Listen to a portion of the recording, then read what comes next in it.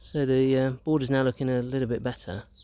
I've dug up the plant I wanted to get rid of, which we actually have some growing over here. So it's called Arum italicum. It's this one here. You probably would notice it when it's actually flowering. Well, it's not actually flowers, it's the berries look bright red and very pretty, but a quick search on the RHS website and it is highly toxic to ingestion, so do not eat it, and if you touch it as well. So it says handle with care, handle with gloves. So I really don't want it in the garden, and I certainly don't want it underneath where I'm going to be planting food to grow. So so we got rid of that. There's quite a bit in there, so there's a few extra things on top here, but basically half of this brown bin is filled up with the Arum italicum. So I've had a really good go over here. There's actually some more here. So what I really want to get out, always getting out the roots and the bulb with this one. It's the bulb and the roots to hopefully avoid it from growing back, but it is a perennial, so it will keep coming back, and this year it's really kicked off well. Last year I did turn a bit of this over and grew peas, so probably what I've done by disturbing the soil, which is actually, now I know a bit more, is what you do not want to do. Turning soil over, ploughing, it's all insanity unless it absolutely has to be done, and normally that's just because of compaction, and compaction isn't just when you walk on it, that's just creates solid soil. Compaction is when an area has been driven over or has had a huge amount of people walking on it. So compaction, I suppose, in my uneducated view, is normally not a problem. Solid soil is okay. So the only time you really want to aerate the soil is if it really is compacted, but generally you just don't want to touch the soil. It's a living, breathing thing.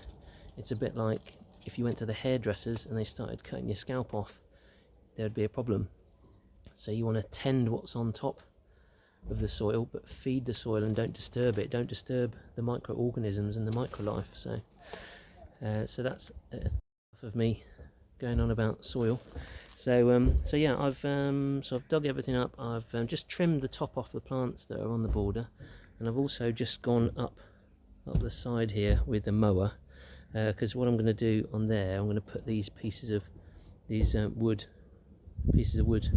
back in upright, so they're going to act as a bit of a lip to hold in the compost, which is over there, which I'm going to put down next. And I've got enough to put down compost all the way along to be 10 centimeters deep. So next thing is I'm going to just put a rake over it so it's as flat as possible, well, level, not necessarily flat, and then I will get on with putting the compost on. So there we go, that's looking a bit better. Just rakes over the top. I've taken off some of the green matter, the plants, but I really want to leave as much as possible, because that's going to obviously help to feed the microlife. So the and then just heads up, this is a sort of rake that I'm using, a nice sturdy rake that really can help to sort of cut into the soil, and I've sort of dug into it in a few places and got it so it's nice and level.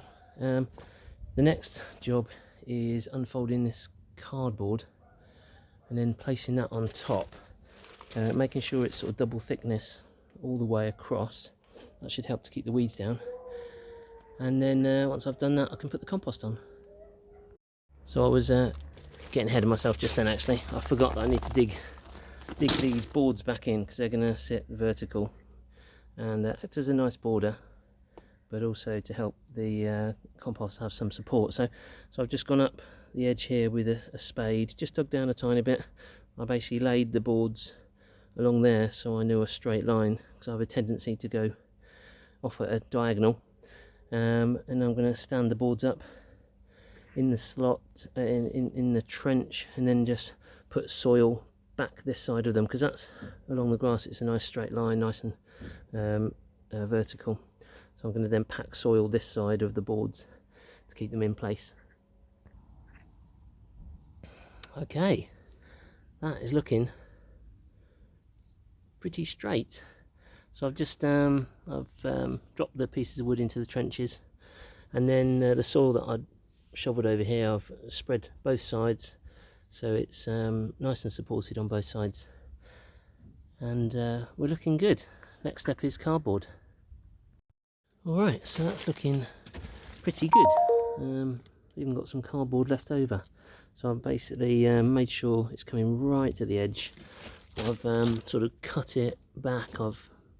There's a rose bush there that we want to keep, so I'll cut around that, and nice double thickness.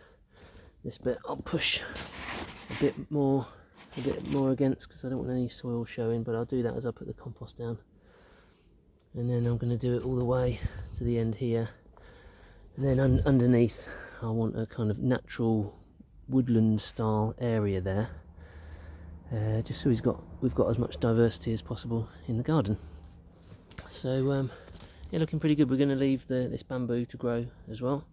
It's good for the guinea pigs to eat, and if it gets big enough, have some free steaks for the garden, and we're all good. So next job is adding the compost. So that's the compost tipped out of the bags. So I've got basically 18 bags, they're 40 litres, about 20 kilos each. I will actually keep the bags because they are really important, obviously to not go to landfill, but to use them for moving compost around, collecting horse manure, putting on the ground if I want to cover any of the ground, so they'll go to good use. And I've just I sort of spaced them out all evenly, except for at the end, and then just tip them out, and now I'm going to level it all out. I've got some extras just in case I need them, but I think we're probably good to go with that at the moment. And there we go. Very exciting.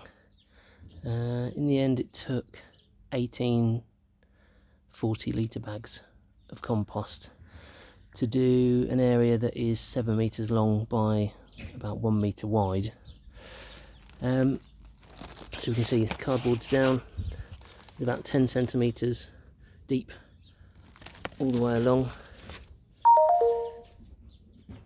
and it's about 1:40 in the afternoon, and that means it's taken me about 2 hours, with a 2 hours, a bit long, well 4 hours, but I've had a couple of breaks, and including lunch, so a couple of hours hard work. I cleared the whole of the border, dug up a load of highly toxic and poisonous plants that are horrible to have in the garden anyway, let alone in the wild. Trimmed off the top, repositioned the wooden board,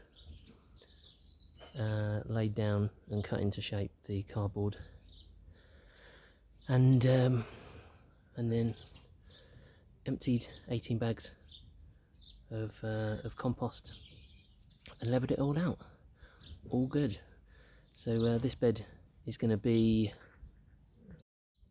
beans and tomatoes, and we'll see how else we get on as we start getting into planting those in a month or so's time. Good Saturday work on the veg patch.